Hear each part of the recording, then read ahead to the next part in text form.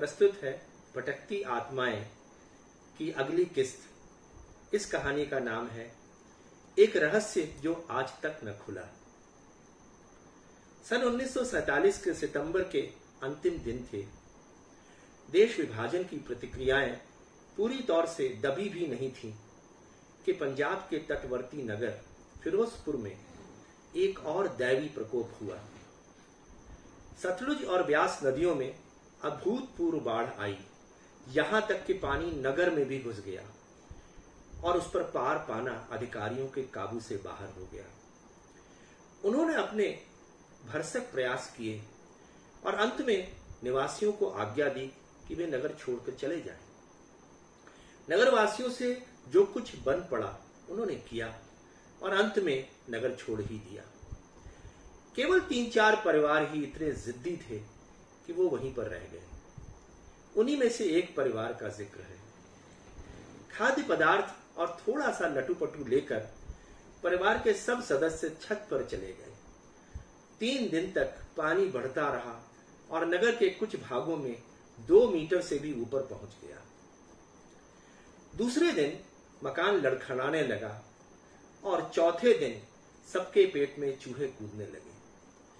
तब परिवार के मुख्य सदस्य श्री लूथर को अपना अभेद्य दुर्ग छोड़कर भोजन की खोज में नीचे उतरना पड़ा। पानी की सतह कुछ नीची हो चली थी, फिर भी लूथर की कमर तक तो पानी था ही। एक कर्मचारी की सहायता से किसी प्रकार वो सड़क तक पहुंच गए जो कि पानी में डूबी हुई थी। अकस्मात 2 युवकों के शव पानी में तैरते हुए दिखाई दिए, जो कि बाढ़ की चपेट में प्राण गंवा चुके थे। शवों में से बड़ी दुर्गंध आ रही थी। लूथर यह भूल गया कि स्वयं मौत की कगार पर खड़ा है और उसने आंखें मीच लीं। वो तैरना तक नहीं जानता था, लेकिन चिल्लाना खूब आता था। एकाएक लूथर का पैर फिसल गया और वो अपना संतुलन खो बैठा और वो जोर से चिल्लाया और तभी उसे ऐसा प्रतीत हुआ जैसे उसे किसी ने कमर से पकड़ के सहारा दिया हो। उसने अपने आप को संभाला और भूमि पर पैर रख दिए। उसने देखा कि उसके कॉलेज के घनिष्ठ मित्र सतीश ने उसकी जान बचाई थी। लूथर ने उसकी ओर कृतज्ञता भरी दृष्टि से देखा। उत्तर में सतीश मुस्कुरा दिया। लूथर ने उसके परिवार की कुशल क्षेम पूछी। उसने बताया कि सब लोग मजे में हैं।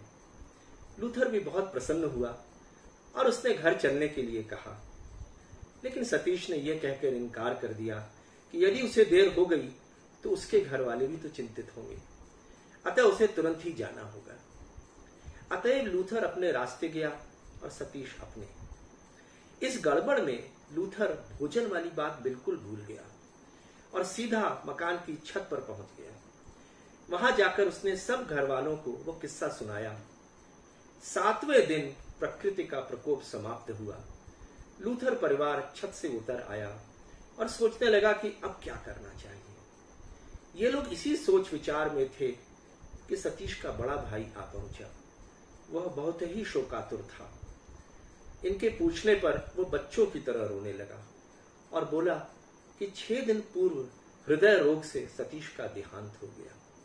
लूथर को तो मानो काठ मार गया। उसका भाई बराबर बोलता जा रहा था कि सतीश इतना तरुण, इतना सज्जन, इतना परोपकारी था, अब वह हमें कभी नहीं मिलेगा। वह इस छल कपट भरी दुनिया से सदैव के लिए चला गया है।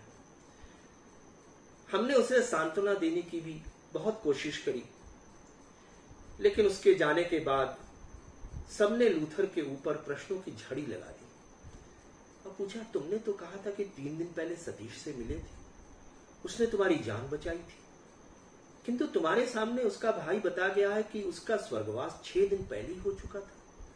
यह कैसे संभव है? लूथर ने उन लोगों से कहा कि जो मैं कह चुका हूं वो बिल्कुल सत्य है। मेरी बात में शंका मत करो, मुझे वो वास्तव में मिला था, उसने मेरी भी जान बचाई थी। हम में थोड़ी बातचीत भी हुई थी। तत्पश्चात लूथर विचार मग्न हो गया और सोचने लगा कि यह किस प्रकार से हुआ, क्या मुझे किसी भूत ने बचाया था? यदि ऐसा है तो वो बोल कैसे सका, और फिर उसने मुझे पकड़ा कैसे? वो हाड़ मांस के शरीर जैसा कैसे दिखाई दिया?